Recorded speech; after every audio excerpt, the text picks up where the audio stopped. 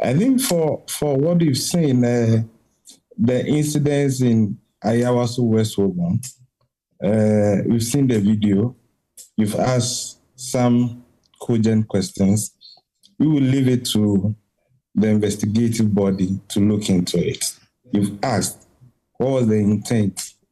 In Ayawaso West Wogan, there were 935 people who were on the ballot. At the end of the exercise, 829 of them went to the polls.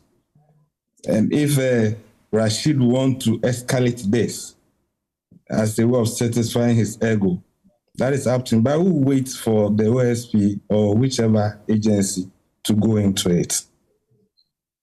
Yes, I know you say you'll wait, but on the face of the law, this should not have happened. You are a party, you pride yourself on the rule of law. You must first take a stand on this matter. In fact, I recall very clearly in one of your internal elections, you held a press conference and the General Secretary announced to the world that within the ranks of the MPP and the delegates, you forbid anybody providing food. I remember very clearly.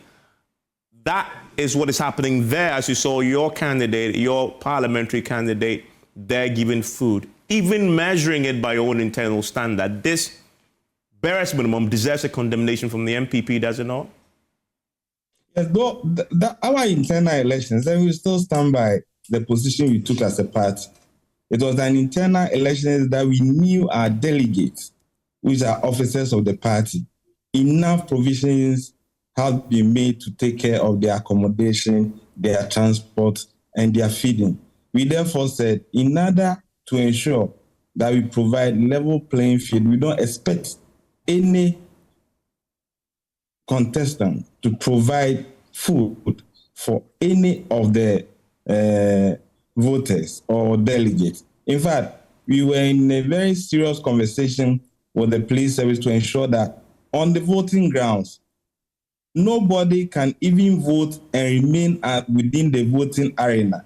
And so, yes, we made sure that our internal democracy was deepened by some of these guidelines we ruled out. But and yet your candidate is doing exactly the opposite.